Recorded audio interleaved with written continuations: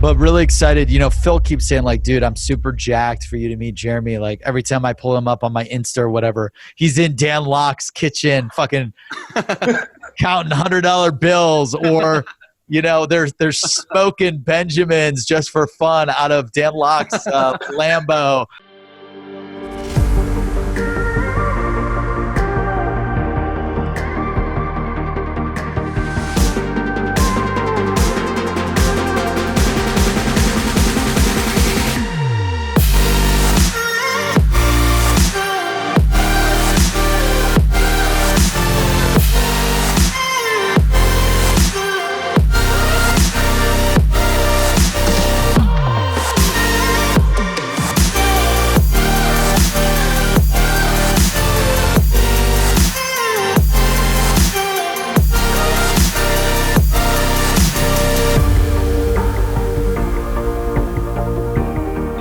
I'm like, okay, one, that's interesting, right? And Mary did a bunch of work with Digitize and all these guys, and like, I'm just excited to hear about your story and you know, how you got started in marketing and sales, and then where you're at today, and like all the experiences that you've had with all these celebrities and everywhere you've gone, and how the hell did you make those happen, right? Like, yeah.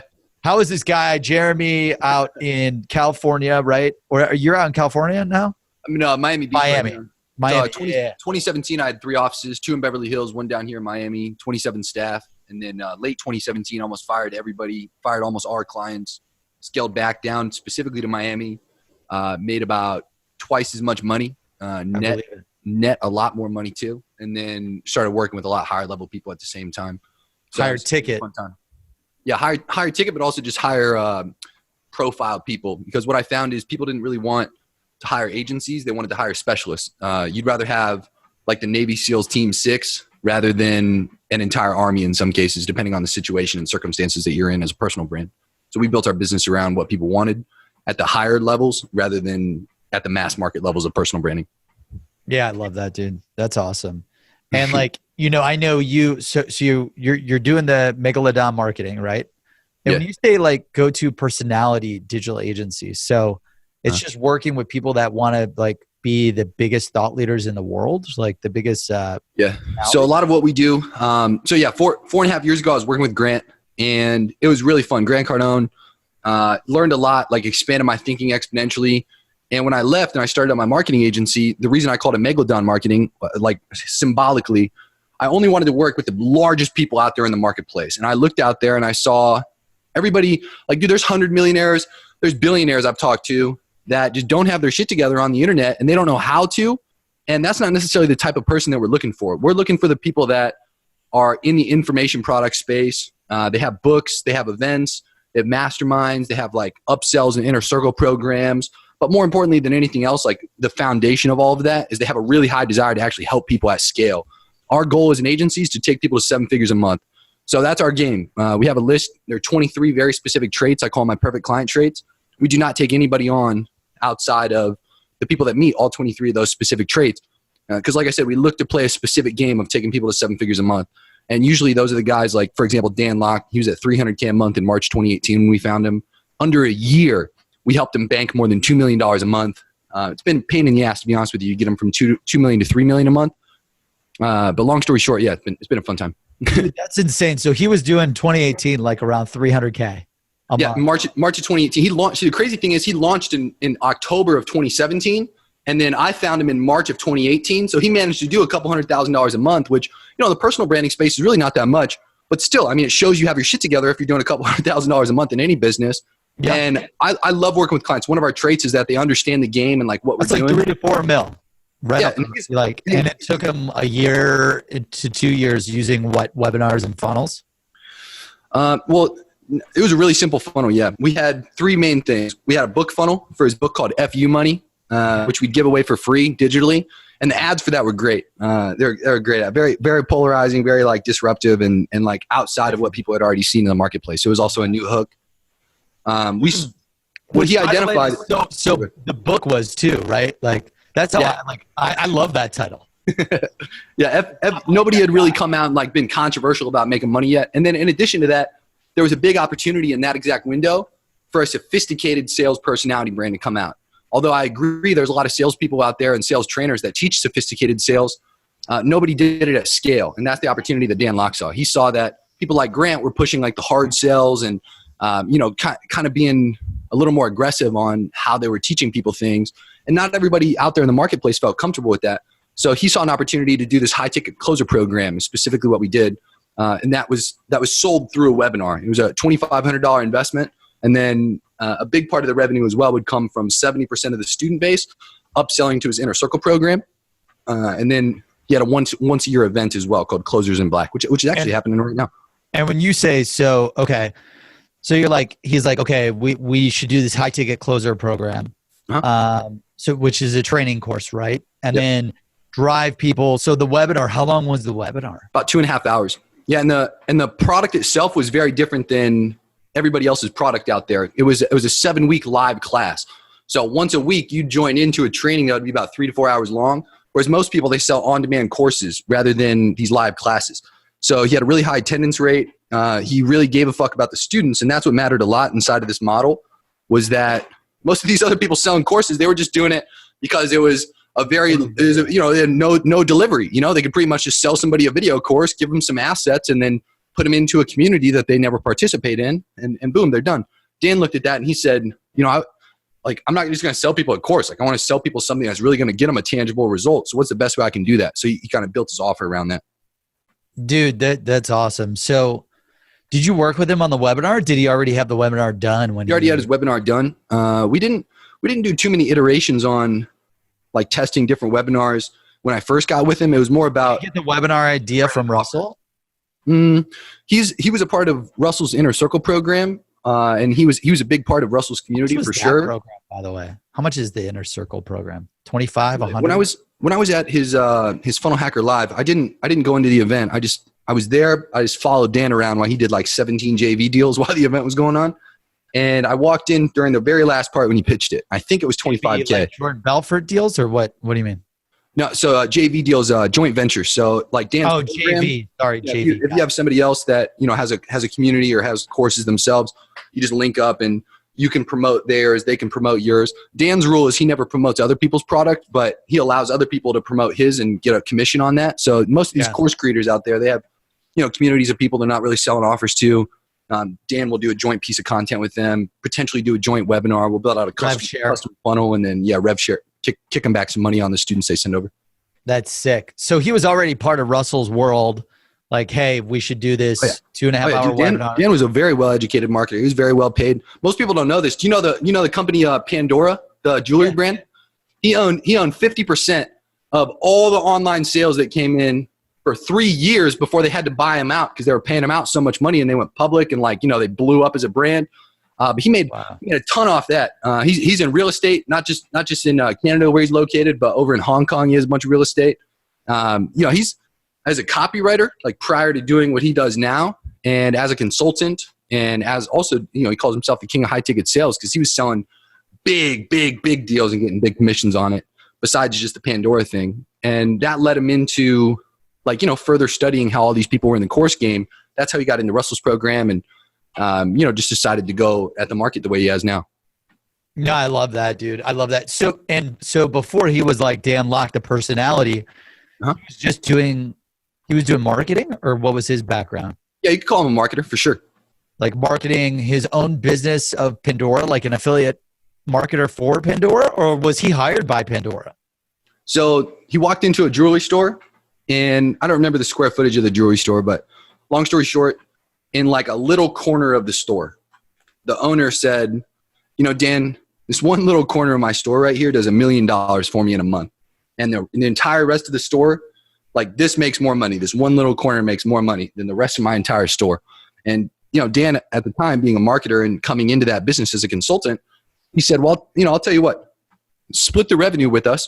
We'll build the e-commerce site for it. We'll do all the online marketing. I'm sure they did a deal where they split ad spend or, did something fair. And he got into the game of, and long story short, getting these people some results just by putting their jewelry online for the first time. And that's how the Pandora brand initially blew up. It wasn't actually branded as Pandora at the time when he did that deal. So he pretty much conceptualized like everything from A to Z on. It was a pretty cool opportunity for him. But he did a bunch of stuff like that. You know, that's just one of the bigger ones he talks about. Yep. So yeah, I love that. I love that. I mean, it's interesting. We're just starting to study all the webinars and funnels and shit because I've got a team of 10 to 20 salespeople and we can only do 7 demos a day. We need to demo more people. And I'm like, dude, we can't scale one-to-one. Like, how do we demo, webinar, sell? So like, I'm obsessed with the perfect webinar. I'm obsessed with studying webinars, videos, VSLs, sales letters, script writing, copywriting. Like, I'm all in on it. Nice, smart. Yeah, it's a really good idea. That could be because Russell totally fucked with my brain, or like, which is his goal is to do that, sell you into that world. Shift your beliefs. You would be able to tell me, like, am I going in the right direction or no? Like, for freemium software. Yeah, the webinar model is great. So, have you ever read the book Breakthrough Advertising by Eugene Schwartz? A long time ago, dude. Long time ago. Like, so I think it's either chapter 2 or 3 where it talks about the sophistication of the market. And long story short, regular people who buy into programs or who buy softwares, most of the people that are getting pitched in the marketplace are now familiar that if they go into a webinar, they're going to be pitched on something and it might actually not be as valuable as what it's pitched to be. So a lot of people have really high skepticism on, you know, do I really want to watch a webinar or not?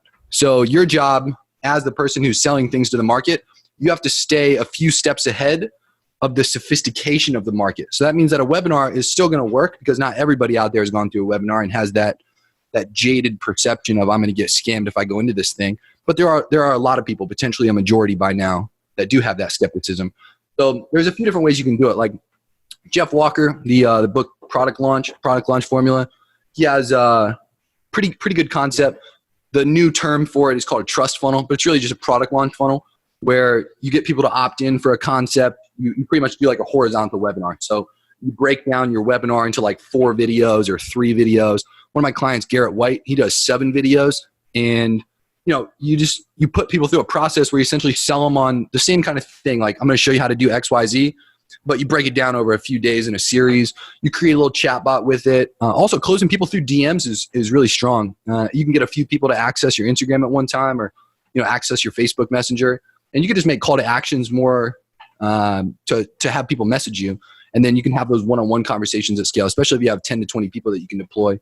And same thing, they can be in there, kind of like appointment setters. It's almost like what it used to be back in the day, where the people in the DMs can be the appointment centers, and then you have a certain group of people in your sales staff that are meant to close, and then those people are just getting calls from a few different mediums. But webinars do still work. I do agree with that. So what did you do with Dan Locke specifically? Like you said, he was doing a $300K a month. Yeah. So in the first year that we were with him, in mil, right? And I guess let's start from how the fuck do you get in front of Dan, right? And guys, for the audience, look, this is a totally different way we've done this podcast. Typically, we have the intro and all that jazz, but Jeremy is like a straight to the point guy, like I am, and yeah, we don't need the fluff. Yeah, this is like one of the most enjoyable probably conversations podcasts I'm going to have. So, just audience, hey, welcome to Sales Secrets from the Top 1%. We're the world's best sales experts, share their secrets of sales success. We got Jeremy Haynes on the line, CEO and founder of Megalodon Marketing, largest go-to personality digital on the market. He's coached and mentored owners through his training program, the DMM, Digital Marketing Manuscript, which is launched after personally training with Ty Lopez and Dan Locke and many others. He's got a New York Times, he coaches all the New York Times bestselling authors, speakers, business people, and formerly was leading a lot of the digital marketing for Grant Cardone. And then right after leaving Grant, he launched Megalodon Marketing, not the shark, the marketing shark. So Jeremy, thank you for joining us, and let's continue the conversation. So yeah, you leave Grant. How do you go from Grant to Ty Lopez and Dan Locke? And then we're going to get into the results that you drove and how the hell you do that. Yeah, great question. So when I first got started, I was just going deep versus wide. Like I realized most people take the lazy way out. So when they go and pitch people in the marketplace, they do the stupid shit. Like they'll DM people and act like the larger people in the marketplace are going to respond to a DM from somebody that's like a paragraph long to get your interest. They'll do things like spend money to get clients. Like they think they can get these guys through ads as an example. So they'll try that route. I just didn't believe in spending money in order to get clients. I didn't believe in the shallow approach that most people were taking of like treating people like a statistic. But I just went deep versus wide. Initially, my process was sending people a long email that broke down usually about 5 to 7 things that were opportunistic for them to take action on to help make more revenue in their business. Could have been simple. Like a sales letter, but highly personalized to the person. Sent to their email initially, yeah. And so, so did you use a lot of like the ad copywriting from like Russell Brunson and other like? No, this was just like I wasn't really too deep into Russell Brunson stuff at the time. I mean, 4 or 5 years ago, you got to remember, it was a completely different marketplace than it is now. Like there was 1/100th of the amount of personality brands that there are like today, 4 or 5 years later. So back then, Russell wasn't really putting out a lot of this. Like, true. No one even knew. Here's how to do stuff. At the time as well, like I wasn't really reading too much. I was getting started in that process, but I wasn't too educated either. I just had all that experience from working with Grant for 13 months. I was a salesperson for a few years prior to that. And, I just, like I said, I felt more from perspective of how could I get a big guy who makes a lot of money to actually pay attention to me as somebody just getting started who wants to be their digital marketer. What could I do to get their attention? At the time, just to really bring it to perspective, I mean, dude, back then, people didn't even have pixels on their websites. Like you could go to somebody's page and you could flaw them on the fact they weren't even retargeting people as an example. Right? You're just like, what are you doing? That's this is a simpler time for sure. It's like, that's a good example of the sophistication of the market. Like if you fast forward to where we're at now, like, to not be retargeting would be archaic and barbaric comparatively to same thing. Back then, it just wasn't really a known. So anyway, long story short, eventually it evolves this thing I call the perfect cold video pitch, which is the thing I built my business on over the last 4 years. The perfect cold video pitch. Yeah, 100%. It's the shit. It's the best thing that you could possibly do for getting deals. I mean, as an example, like Dan Locke, he's now having us as a consultant and as his advertiser teach his salespeople that are part of this little Navy SEAL team that he's building for his B2B side of his business how to do the video pitch, because it is the best approach to get in front of the big guys. Once again, the regular people out there that aren't doing too much revenue, aren't too sophisticated, don't really have their shit together, they'll respond to your ads. They'll respond to your simple messages. They'll respond to your BS LinkedIn automation. All that to me, total garbage. So I would then do a 5 to 7 minute video, kind of like this, but I'm screen sharing at the same time. And I'm just articulating to them, hey, this is exactly what we can do to make you money. Here's the other people that we've done it for already. Here's how much it costs. And what it did is it shortened the sales cycle exponentially. Usually do a 1-call close because we put all the information in the video pitch. And it didn't matter if we hit a gatekeeper or not. The video is so valuable, anybody who got it in the organization would pass it off to the decision maker. So for Dan Locke as an example, actually I go over it in that program you mentioned, the DMM, like John Madden, bro, the play-by-play, where I printed off a picture of his face. And I just held it up to start the video. I was like, Dan, I'm sure you get literally 10, 20 pitches a day. So I'm just printing this off to let you know I made this for you, number one. And then I threw the paper to the side. And I just articulated to him, hey, I used to work for Grant. I've done this for a few other people at this point, because at that point we were about 3 years into our agency when we landed, Dan, or about 2.5 years in maybe. So long story short, we just articulated to him in a video, here's what we do in order to make personality brands like you more money. And it's a pitch that they haven't heard before.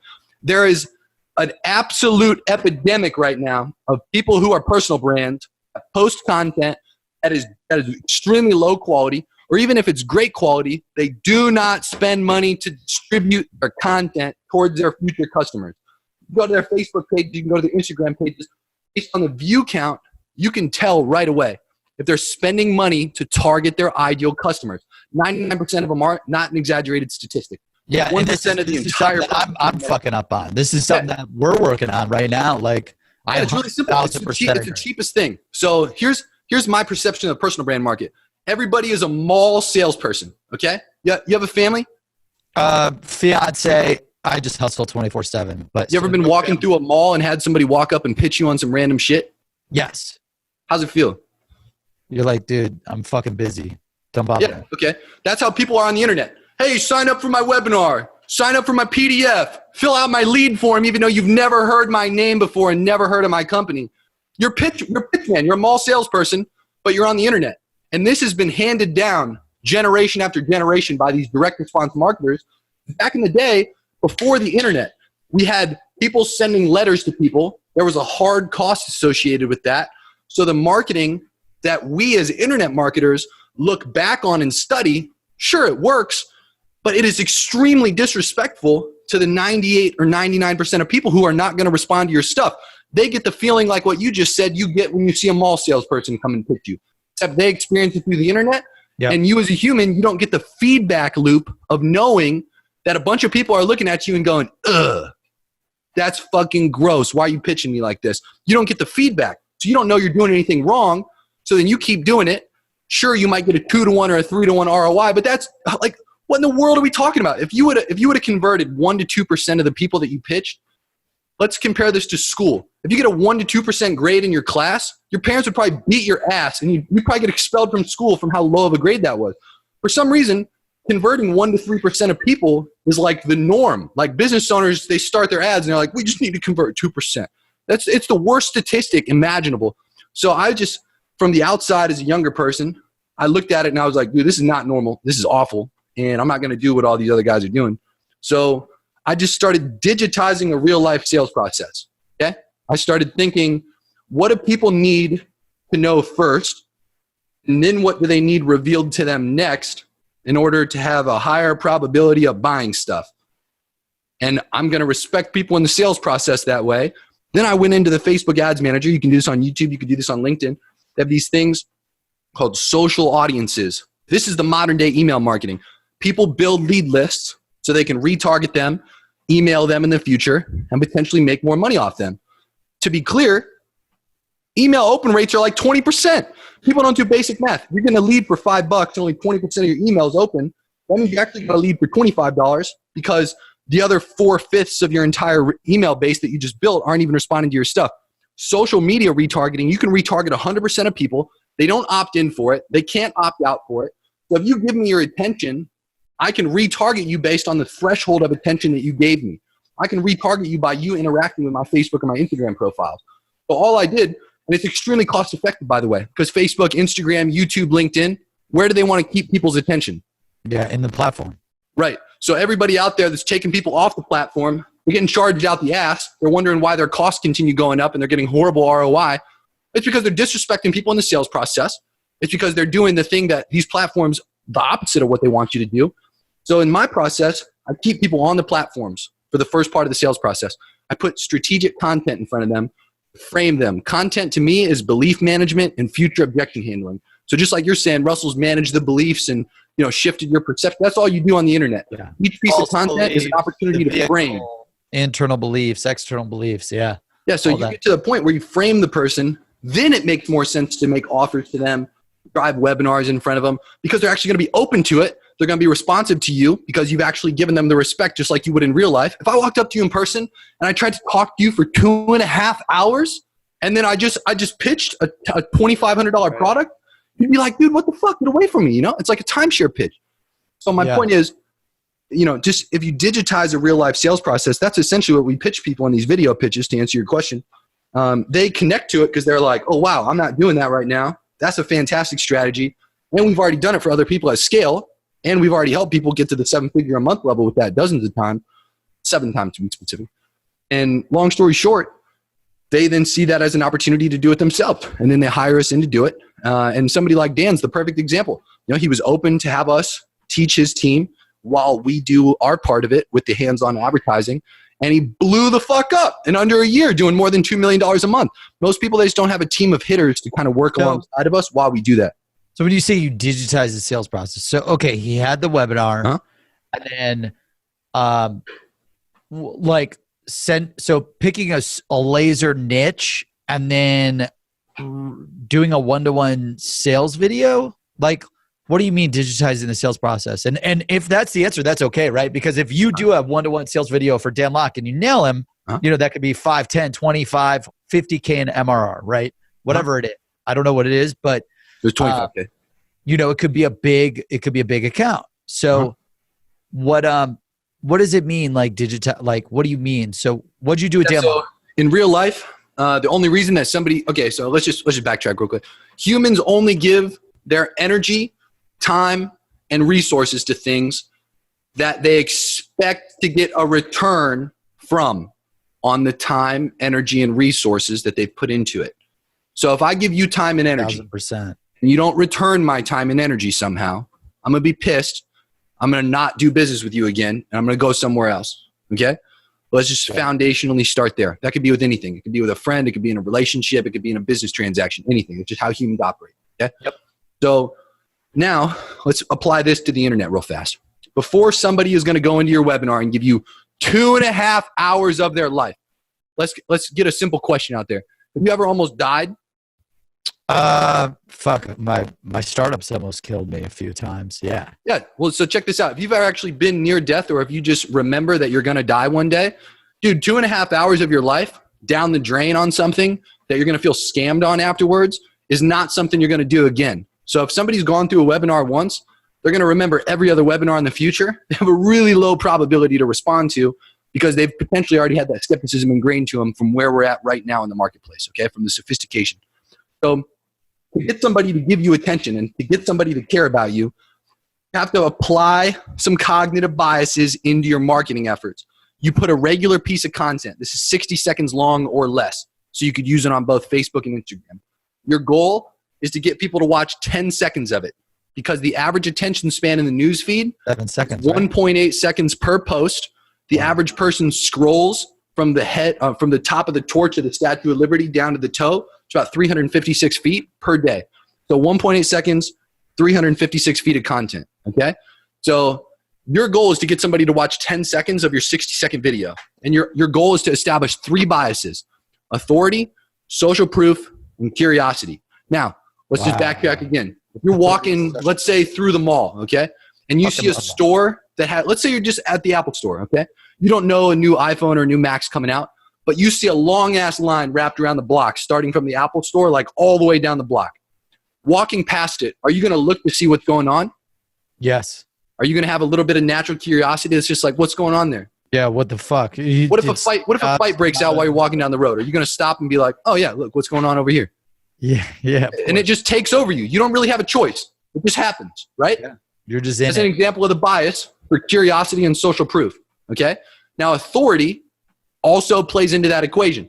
So if I look over somewhere and then I'm like, oh, there's a bunch of people huddled outside of a store I don't care about. You're going to look, you'll have that little second where you don't have any control over yourself and you're trying to figure out what's going on. But as soon as you figure out it might not be an authority that you care about, you're not going to give it more attention. But let's use the example of the Apple store. You know, if you have Apple products, there's a pretty high probability that you consider Apple as an authority in your mind. Somebody that you trust, somebody that you can look to, and more importantly than anything else, somebody who has credibility in the market. So now let's apply this to personal branding. Your 60-second video, okay? Most personal brands who are legit, they have a lot of footage like this. So it's really easy to do. Groups of people usually surround us at events and ask us questions. If you have meetups with your students, I have footage where it's like 25 people in a circle all looking in one direction. And then to be clear, I'm not trying to sound pretentious. I'm breaking down the bias here of like how you guys convert people. Yeah, So no, I mean, you want groups of people looking at you or looking at the subject that you're trying to build authority, social proof, and curiosity towards. Why? Because when humans see a group of people looking in one direction, they naturally have that bias that takes over that forces them to attempt to figure it out. It is not a choice. It naturally happens. So your goal is to have rotating clips every 2 seconds, or if you can time it out correctly, 1.8 seconds just to get. So your footage, okay, speaking on a stage, you have to usually be an authority to speak on a stage. yes. Yeah, of course. If you go speak on a TED Talk, let's say, you know, generally you have to be an authority. Sure, there's some people like the TEDx talks that pull it off that really aren't authorities, but it gives the perception of authority, okay? Yep. If, once again, you're in a situation where you have groups of people that are looking at you, that also builds authority while building social proof and while building curiosity. Based on little things. Humans make millisecond, snap-second decisions and judgment. Everybody likes to say, like, oh, I don't judge. Everybody does, okay? Based on the stature of a person, how they stand. If they're in an alpha frame or a beta frame, millisecond judgment. There is no, you know, is that person soft as shit, or is that person look strong and healthy and somebody that I can really like trust? It's on a subconscious level that these decisions are made in those snap-second, millisecond judgment. So you want to make sure you have footage where you look like you have your shit together. You know, you don't have to wear a suit. You don't have to do anything over the top. You don't have to go get jets, and you don't have to go get a bunch of fancy cars.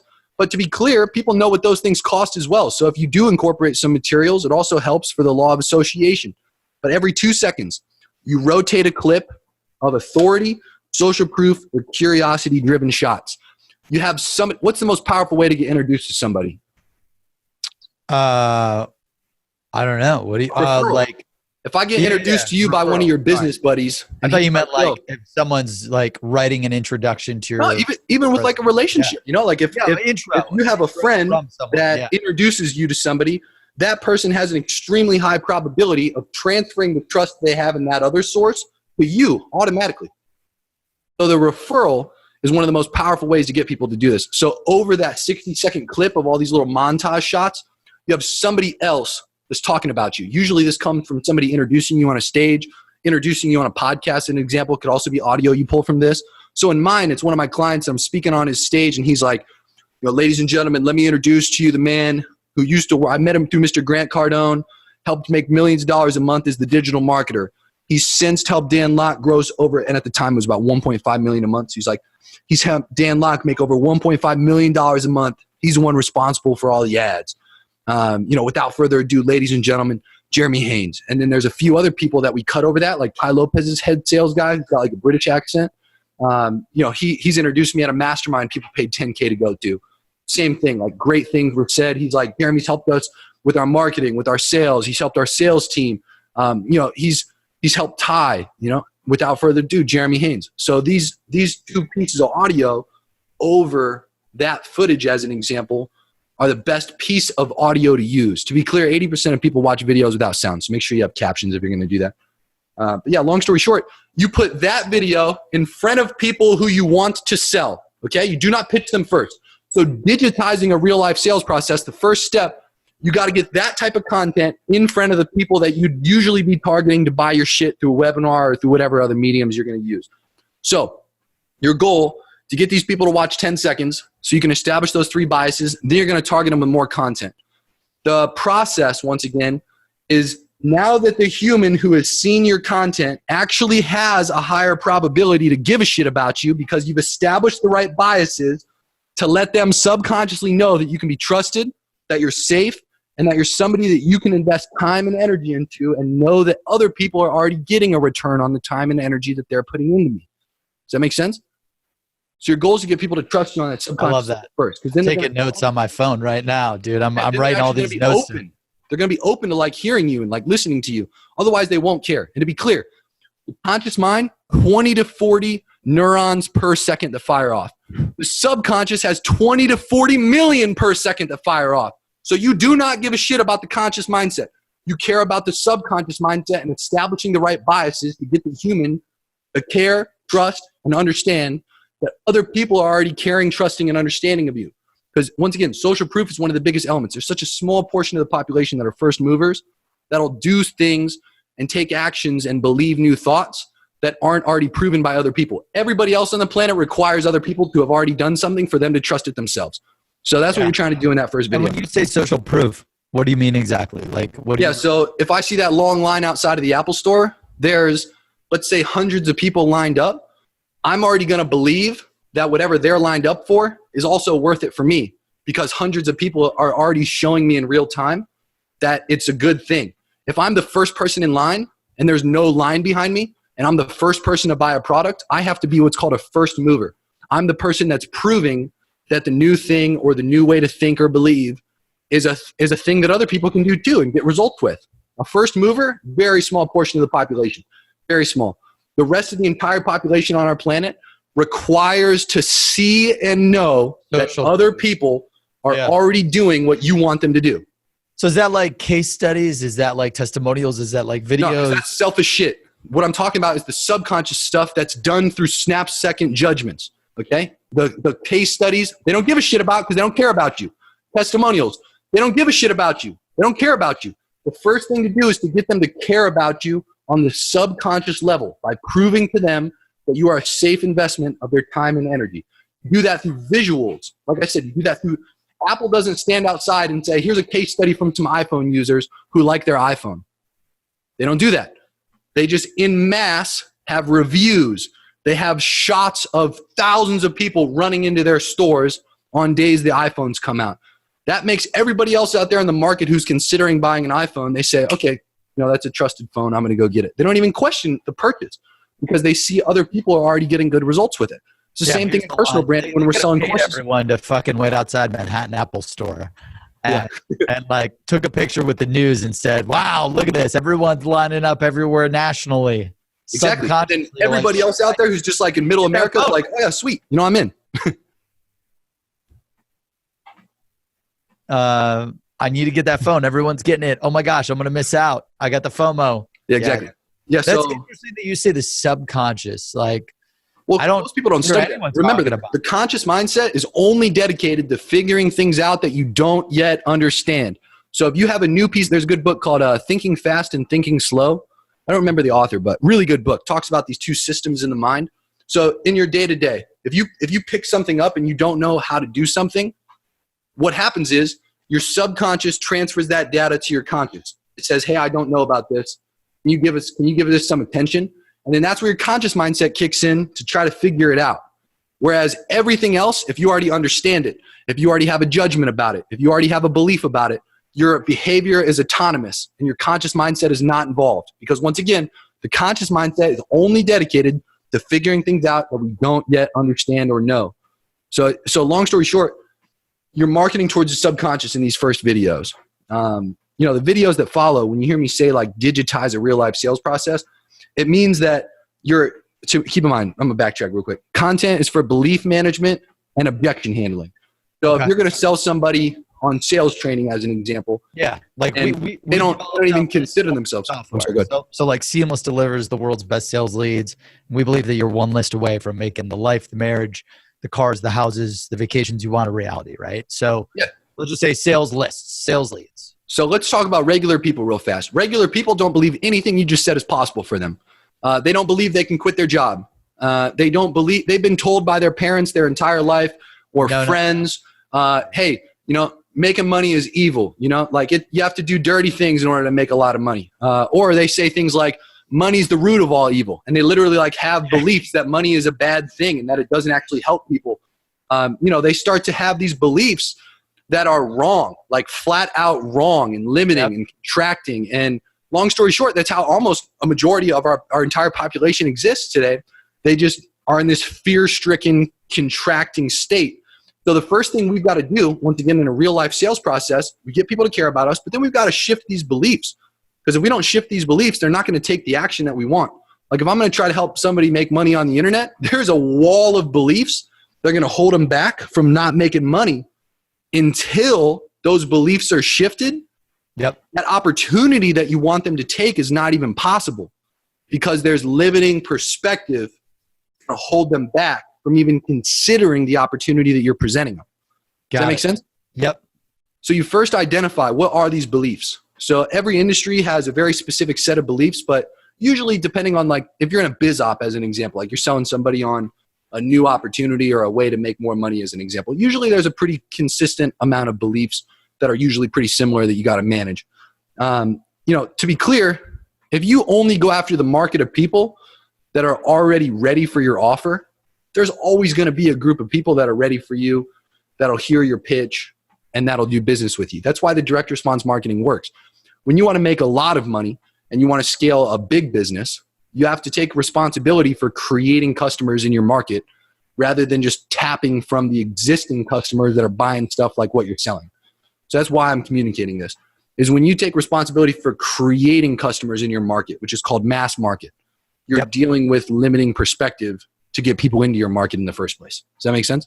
Yeah, totally. So the first thing you did with Dan Locke to go from 300 to two or three a month, what would you take him to 300,000 to 2 mil a month? Yep. Fuck. Took about 8 months to get to that 2 mil a month level. And then, so you you created these if you want to see the tangible example, go to his Facebook page and the cover video is the first video I just described. Okay. So the cover video in Dan Locke's Facebook profile is the first video that we would show people. And then if you want to get an example of what the second, third, fourth videos that we'd show people before we pitch, it's the videos that have the highest views on his page, because those are the ones we're spending money to distribute. Driving ads to. Exactly. So for example, like one of his videos, he communicates this thing called the wealth triangle. So in Dan's business model, the way he communicates to people is that really high income skills matters almost more than anything else. And then there's two other elements to his wealth triangle that to a regular person, when they see that, they say, yeah, that makes a lot of sense. They're like, to get paid more, I just need a higher income skill. Like, that's pretty easy for me to understand. That's like the foundational belief that we need people to have for every other thing that comes out of Dan's mouth to make sense. So after that first video, and remember, the first video is very important because they're not going to watch the wealth triangle video from some random dude who's in their news feed talking to them about high income skill unless they care about the person on that subconscious level first and believe that he's already helping other people. So this is the second video you show. So in his case, he's on a stage. He's not just in his house holding up his phone, doing a little selfie video, talking on a whiteboard, like with a shit. Oh my God, dude, there's no so many dumbasses. Yeah, no, and that's how every one of these personal brands does it. He's on a stage with a group full of people looking at him and giving him attention while he's in a fucking Tom Ford suit and he's in an alpha frame. He looks strong. He looks healthy. He looks like somebody you could believe in. He's communicating with conviction, okay? And when he's talking about the wealth triangle, he immediately communicates in the first couple seconds of the video. High income skills are more important than anything else you've thought is important. Then he communicates why. And he starts talking about the wealth triangle. Your goal in these first videos is to help manage the beliefs. It's to manage the beliefs. So the first videos you're showing people, you're pretty much going down a list of priorities. What are the biggest beliefs that need managed in people? And remember, you're not doing this by case studies and testimonials. You're doing this in a way that still incorporates social proof, curiosity, and authority. So preferably, you're communicating whatever beliefs need managed in a place or in an environment that helps supplement those three perspectives. Social proof, curiosity, and authority. Yep. So speaking on a stage as an example accomplishes all three of those as long as you have a view of the audience as well looking in that direction. Yeah. If you're talking about this with a group full of people looking at you, that accomplishes it as well, because once again, you're in an environment where there's social proof and curiosity happening. You're the perceived authority. Then you're communicating what needs to be heard. So those three things need to align in order for the person to actually hear what you're saying. Otherwise, they're going to be skeptical because there's a bunch of other turkeys out there that are doing the 4 inches away from their face on a whiteboard selfie videos. And so they're very skeptical about listening to random people on the internet talk about making money. Got it. Dude, I'm just taking notes. Curiosity, authority. I love it. Oh my God. Curiosity, authority. And what was the other one again? Social proof. Social proof. And the social proof there, like you're saying the stage does all three, but okay. So you got to make sure there's an audience of people, of course, like make sure there's a group full of people that are looking at you, because that validates to the person watching it that, okay, look, there's already a group full of people in this audience that are giving this guy attention. That means I can give him my attention too, because there's already other people doing it. I'm not the first person doing this. The social proof on your post helps as well. So when you run these, you're doing two different objectives on like a technical level here. It's called an engagement campaign and a video view campaign. You're telling Facebook and Instagram, hey, go find me people who are actually going to interact with my post. So then when this piece of content goes in front of random people who just are getting to know you, and you're in that initial process of framing their beliefs, there's already dozens of people in the comments like, dude, this is the shit. You know, like they're tagging their friends. They're like, watch this video, you know? And then you sitting there, even if you're a little skeptical, you can go over, you're like, oh, wow, this video already has a couple 100,000 views. Or, oh, wow, this video already has 1 million views. Oh, look, there's already people talking about it in the comments. But keep in mind, if any of that skepticism is there and the social proof isn't there, they're going to feel like a first mover, and that's going to lower the probability they'll watch it. Got it. No, I love that. And what do you do like 4 years ago? You know, I went from 0 to 100 million in sales, selling for IBM and Google using Seamless, our software, applying a lot of the trainings that these sales trainers apply. And then like I launched Seamless, right? And I'm like, fuck, I got to build the brand. I got to build the brand for Seamless. I got to build my own personality brand. What do you do for a guy like me 4 years ago or 3 years ago, 2 years ago that wasn't on stage speaking, that didn't write a bunch of books? Like, what do you do when you're just hitting the scene? How the fuck do you do that? Like Dan Locke, before he spoke, how the fuck do you get him in the stage presence if he's a nobody? Yeah, so that's a great question. So he wasn't a nobody when we found him, and that's the point. is with those 23 client traits that we look for, one of them is they already have their assets. If I'm telling somebody who's just getting started, like how you do that, here's how it works. You put skin in the game and you actually go get the footage, okay? You don't fake it. You don't act like you don't need it. You actually go out there, you speak on stages, you build up people who are going to come talk to you and give you their attention and ask you questions. You pay video guys. You burn money in order to build these assets, knowing that you're going to make it back exponentially. Literally, I got asked to judge this competitive sales. Yeah, you're probably like, oh, that's a non-revenue driven action. I'm not going to do it. But that's wrong because you should have got the footage. You should have paid the flights. You should have paid for a video to go out and then get all that. A top 50 venture startup company award ceremony last night. I get asked to be a judge. Yeah. I got an opening at 12 and at 3. I am like, I'm busy. And then I immediately was like, no. You know what?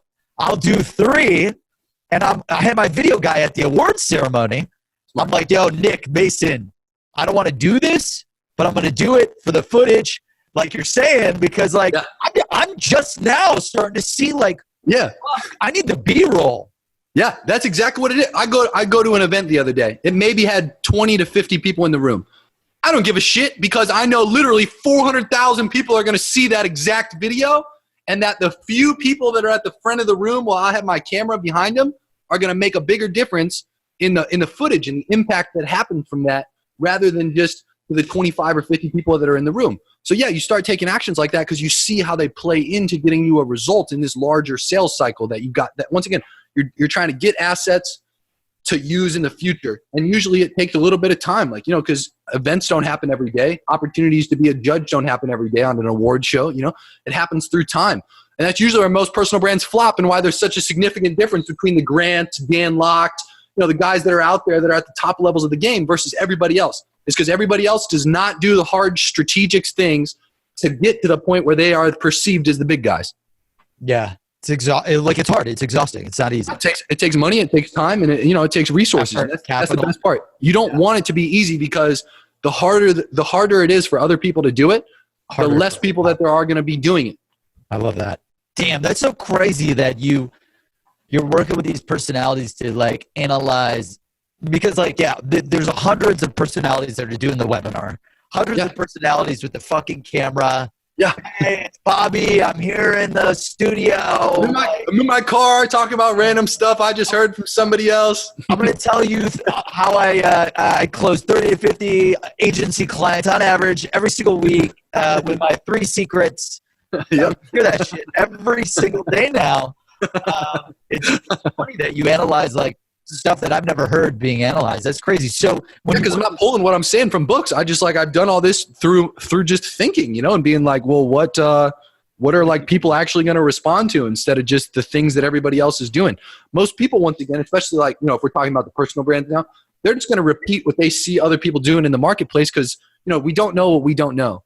So like what I'm communicating to you right now isn't common knowledge, So like, it's not that anybody who's doing the other stuff is bad per se, but they're just not going to make nearly the amount of money that people are, and they're not going to be able to help the amount of people that the big people are if they don't start doing other things that are a little more strategic and take a little more thought and take a little more time, and the barrier to entry is a little harder. But that's always a good thing. It's not a bad thing. Okay, that's sick. When it comes to walk me through again, play by play. Dan Locke, 300 to 2 mil a month. That's a big fucking number, dude. Yeah. 3 million to 24 million. That's almost a 10x increase in a year. Yeah. So that playbook, you're like, okay, you're 23 questions. You're like, yo, are you a personality? Content. Do you have the footage? Content's the biggest one. Do they have quality assets? Like Dan, he had 3 simple funnels. This is really all he needed. He had a book funnel that gave away a book for free. It just was great for building leads, Yep.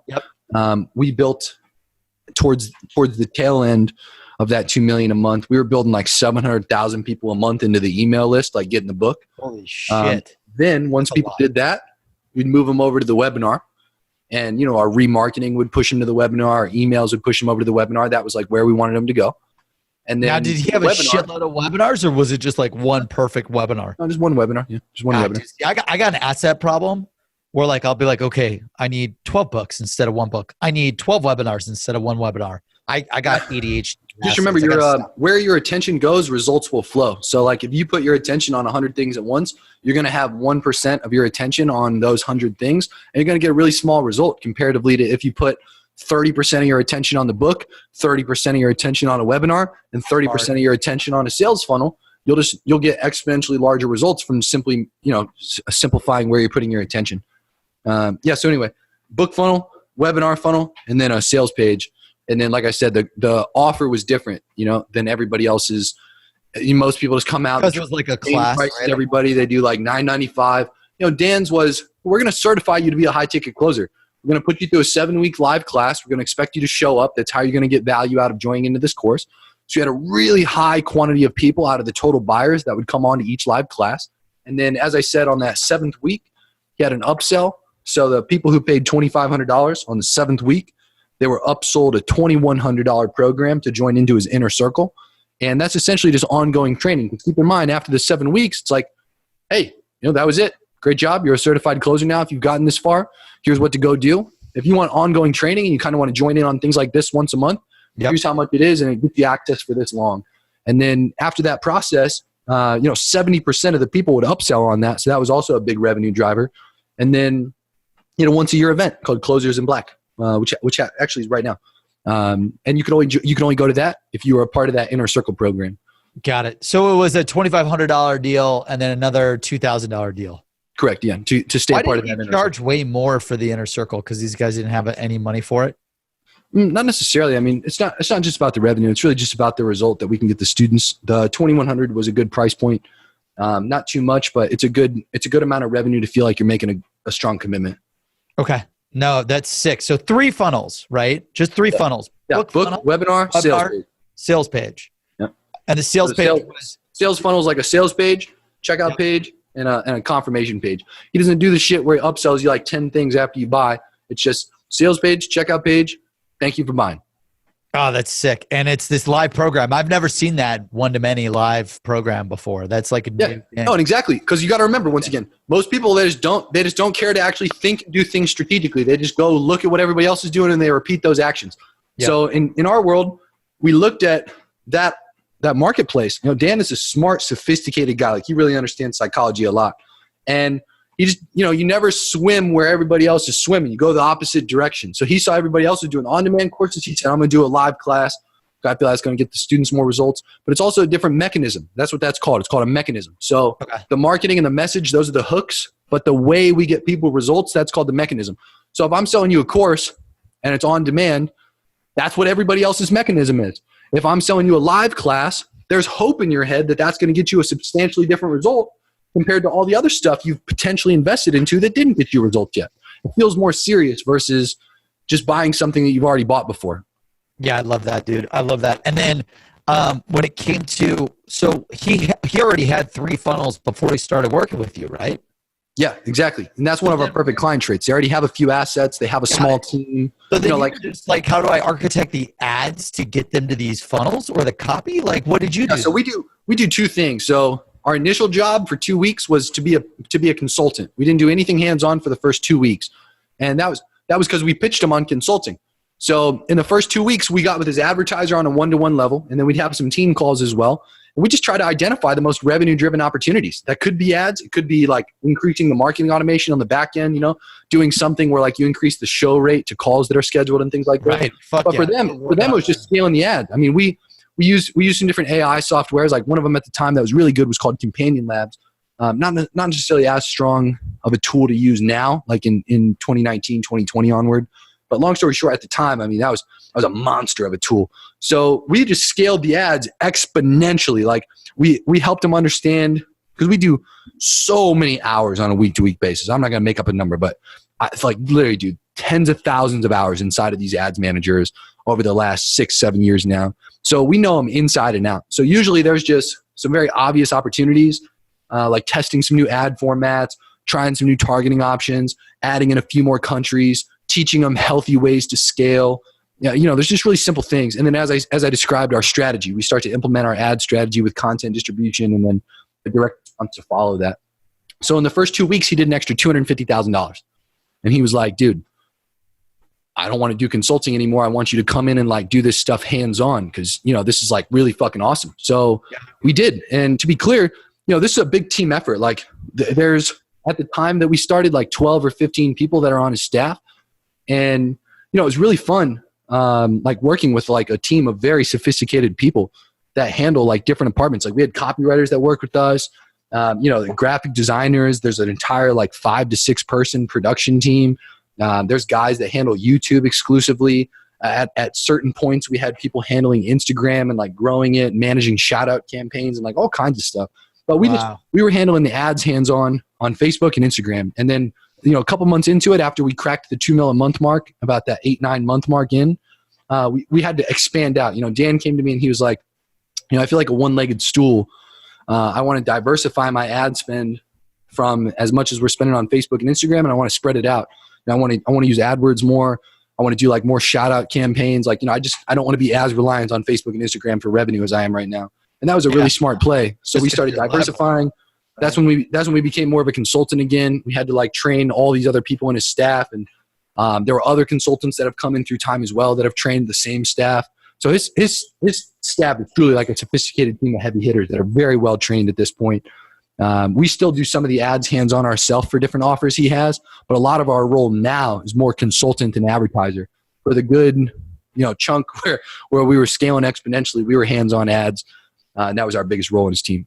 That's sick, dude. And then how do you work with clients now? Like, you got the 23 checklist. If someone's interested in working with you to build up their personality, you know, maybe I'm like, yo, dude, I need to scale up like Dan Locke. Like, how do I do that? How do I go from a few million to 30 million, 50 million, 100 million? So the first thing we do, I mean, we're very fair and like we're very integrous. We don't ever just like do a deal with somebody because they're going to pay us a lot of money. Like we do what is going to be best for them and what we know is going to be best for them. Because we've had, you know, like we're talking about winners right now. We've had a lot of losers too that we've been able to learn like what's good and what's bad and what works and what doesn't.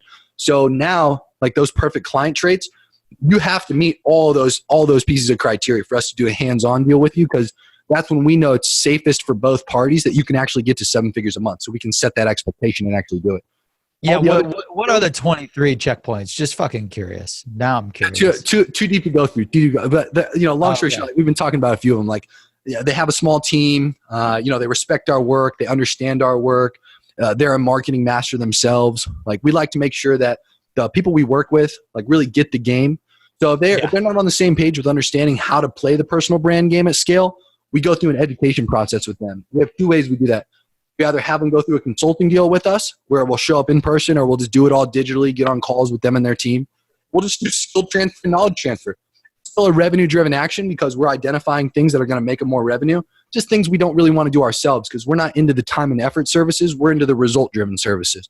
So the other side of that, somebody who is potentially like just getting started and like not really like at the point where they're ready for a consulting deal, we'll put them through this university I have. It's called Personal Brand University. I call it the Harvard of personal brand courses. It is meant for people who want to get to 7 figures a month. You could take that course as a personal brand. If you don't want to hire me for a hands-on deal, you can go through that. Your staff can go through that. It's the same exact thing. Literally the same exact thing as hiring us for a consulting deal. It's just digitally delivered in video courses. And it gives all the ad strategies, it gives everything. The consulting deal, obviously, they get that one-on-one attention. They get the opportunity to communicate with us as much as they need throughout a month. And we're just there to really help answer any questions in real time, which is definitely beneficial and speeds up the process of results. So you did the course even though you're kind of against the whole on-demand course thing. Yeah, I practice what I preach. So I'm not against on-demand courses. I think on-demand courses are great.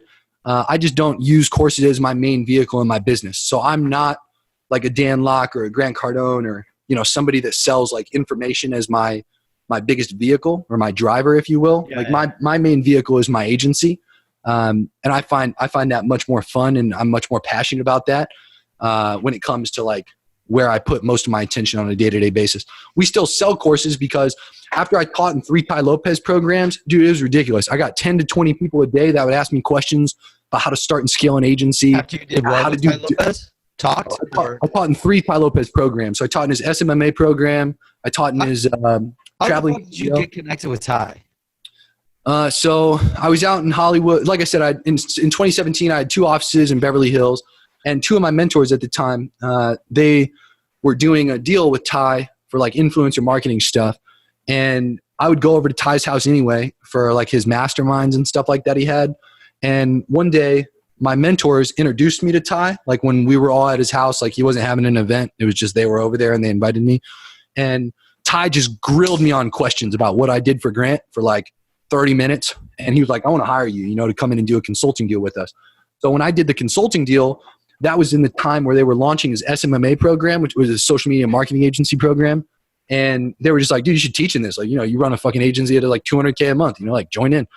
So I taught in there first. And then I'm going to be honest, like not to sound pretentious, I believe I'm a great teacher. And they saw that too. And they were like, dude, you should teach in some of our other programs. So they put me in a mentor box program. I don't have a book, but like I taught in the digital thing. And then there's two others, how to be a traveling CEO and the entrepreneur starter kit. So those were the 3 Ty ones and then the mentor box one. So then every day, dude, like my Instagram, 10 to 20 people. Hey, how do I do this? How do I do that? That's when I launched that DMM program, which teaches people how to start and scale marketing agencies. Then I taught people digital marketing. Then I was kind of bragging about turning down 95% of the personal brands that would come to us and want to do a deal. And I was like, that's pretty dumb. Like we can still help people, and our goal is not to just make money. Our goal is to like help people help the students they want to help, So we need a product for that. And that's when I came out in Personal Brand University, which has been great. There's a lot of people out there who can't really afford to work with us on a consulting basis, but they still want the information and they want the result. There's other people who just, they think they can do it without a consulting deal, which is exactly what it's for. So they go through that instead. So it really just depends. But yeah, the university is great. Personal Brand University. How much do you charge for the courses, and then how much do you charge for the consulting? Yeah, so the university is $3K. It says $3K one time. For my students, it's 50% off, so it's always $1,500 for my students. But anyway, so if you're a personal brand, you spend $3K on the course. Our consulting is $5K a month. It's no contract, so it's just month to month. People can fire us whenever they want. We encourage that. We're not. I love that. Why do you do that? Not a lot of people do that. Why are you like, hey? Well, it's an incentive. Fire like, me at any fucking you're time. talking about cognitive biases. I mean, dude, the incentive bias. Most people, they're very selfish. There's a good book called The Selfish Gene. Like, I like to be self-aware and make sure that I'm doing fair deals. Like, I'm not here to have the incentive 100% be in my favor. It's like I want an incentive on my head and on my team's head to perform every month and not get lazy. So for that to work out, we need to earn your business every month, which exponentially increases our performance versus doing a long-term contract with people. It's the same thing for our hands-on deals. If you're paying us 10 or 25 grand a month to do your ads, if you don't like us, I want you to fire us. Like, if we're not doing good, I want you to fire us. Like, but our job in that same example is to earn our keep. Because it's like anyone can cancel any contracts. Like, yeah, even if you have a contract, if they suck, you can fucking cancel. I worked at the largest agencies in the world in search advertising, IBM, Google. You can cancel anything you want.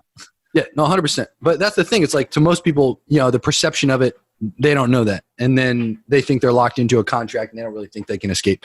So I don't know. I want the incentive to be like on both parties to perform, not just like, hey, you're locked in, like, we got you, you owe us money. Yeah, dude, I love that. And then that holds you accountable to just deliver. And then the course. So like what, how many hours of the course? Like, tell me a little bit more about that for audience. Yeah, so the Personal Brand University is 52 videos. You can get through it. And like, I had a guy go through it the other day, John Williams, this up and coming real estate guy on Instagram. He went through it in under 2 days. I've had other guys, like there was a guy down in Puerto Rico. He's an Amazon guy, does about $300K a month. Took his name, Boker Bill. He did it in about 2 weeks. So it's really just the pace of like how fast you want to go through it. There's other guys. There's like a good network marketing MLM guy. His name is Matt Morris. Really cool guy. I was at an event and he had already bought in at the time I was at the event. And I asked him, I was like, have you taken the course yet? He said, no. That my team has though. And so we keep people accountable as well. Like, I made sure I checked him in front of the audience there to go through the course because he needs to be a marketing master and he needs to understand this, not just his team understanding it. So even the people that buy in, like, we'll follow up and we'll keep them accountable to actually take it. But some guys, obviously, they're too busy and they just have a team go through it instead. Yeah, that's sick. And then you've got the managed services. Damn, dude, Jeremy, this is fire. I mean, it's crazy the amount of money you can make with sales funnels, the amount of money you can make with advertising, with the right sales messaging, copy, outreach, positioning. Like you had mentioned, social proof, authority, and then the curiosity. Social proof, authority, curiosity. Where can people connect with you, follow you, learn from more for the audience tuning in? Yeah, my Instagram is just my name, Jeremy. So it's Jeremy. My last name's Haynes, but once again, my username is just @Jeremy. You can always just shoot me a DM. I know a lot of people are trying to get off the social media, so if you want to shoot me an email, you always can. It's CEO@jeremy.expert. And yeah, I mean, I'm very open. I'm very direct and very transparent. I have people shoot me random messages, random questions all the time. We don't just try to disrespect the sales process and sell you shit. We actually make sure we can help. Yeah. We answer questions all the time. So yeah, shoot me. I love that, dude. Was it hard for you to leave Grant, or were you like tough? It's tough. The last 3 months I was there, I got capped at $10K a month. Like they wouldn't pay out additional commissions, and they just kind of like made this stuff up as they went. Didn't feel very fair. But to be honest, I was like 20 years old at the time, and it was. Dude, you were so young. I remember. It was really tough. I mean, this was a place that really like incubated my thinking. Like I would not be who I am and where I am if it wasn't for the entrepreneurial gauntlet that Grant put me in, and like all the incredible information that I was able to learn from the team and just from being in that organization. So yeah, when I left, I mean, I went around to each person. I gave everybody a hug. Like, dude, it was a tough decision, but to be honest, I just felt like hearing that message that Grant always talks about. Like, you can continue to expand your potential. Success is your responsibility. It's an obligation. Yeah. Like, you're unethical if you can help people and you don't help. That mindset like is a part of my belief system. So I looked at my job like almost as a limiting cap on my potential at that point, and I needed to exponentially expand. Like, I needed to help more people because I knew I could. And that's all I did. I came to that internal decision. It was pretty funny. Gary Vaynerchuk, he walked in one day for an interview on Power Players, and I was in this like limbo of should I quit, should I not? And as soon as he walks in, the creative room that we were in, like we had a view of the front door, and the graphic designer next to me, his name's Paulie. He was like, yo, Gary Vee just walked in. I rush out the door. This was like just like a subconscious decision. I didn't plan on asking this question, but I just felt like it was the right guy to ask. I walked up to him. I was like, hey, I was the first person to walk up. I was like, hey, Gary, this is really random, but I've been thinking about quitting. Should I quit? And he was like, yeah, just quit. And then he got like mobbed by a bunch of other people. And I just kind of like left. I just kind of like walked outside. I was walking out in front of the building. I was like, man, like maybe I should quit. And I called up he was my first client ever. His name's Lee. I called my client. I'm like, hey, I'm thinking about quitting. Like, if I quit, like, are you going to be one of my clients? I want some assurance here that I'm going to have some revenue coming in. He's like, yeah, dude, if you fucking quit, we'll have a lot more time to work together too. That gave me a lot of confidence, and I was just like, it's time. And I walked back in and I left. I just interviewed Gary Vee last week. It was sick. Hey, cool guy. Awesome. It's awesome. Well, Jeremy, this has been amazing. Audience, guys, if you're looking to build your personality globally, and to be honest, everyone, salesperson, entrepreneur, marketer, like, you should be investing in building your personality. Something that I did 4 years ago, and I'll never not recommend to people to go all in on them. Like, the world is B2C. People buy fucking products from other people. Like, they don't know who IBM is. They don't know who Google is. Like, they never met Google at a point. Like, they meet the people that are selling them the products and showing them the value. And the more that you market and build up your personality and your brand and your personal brand, the more revenue, the more deals, the more opportunities are going to go your way. So make sure you check out Jeremy Haynes, Megalodon Marketing. Email Jeremy at CEO at jeremy.expert. CEO at jeremy.expert. Yeah, just remember, this information is not for everybody. You're not gonna just pick this up and do it easily. You got to actually like sit down, spend some thinking time, and like build a real strategy around this. Dozens of resources are out there specifically for me on how to do it. That most of them are free. Like, I have videos on my Facebook page to go over this exact process and how to do it inside the ad manager on a tactical level, but not everybody's going to do it. Not everybody's meant to. That's awesome. Well, thanks so much, Jeremy. We appreciate you. And audience, thank you for tuning into this episode of Sales Secrets from the Top 1%, where the world's best sales experts share their secrets to sales success. You can watch Jeremy's interview on Apple, iTunes, Spotify, YouTube, iCloud, fucking SoundCloud, anywhere where there's audio, you can get it. And you could also read his chapter in a copy of the book, secretsalesbook.com. Pick up a copy at secretsalesbook.com, secretsalesbook.com. Jeremy, you're the man, dude. I'm excited to get your advice, take your courses, have you help us grow our personality brand and audience. We will talk with you soon. Thanks for having me on.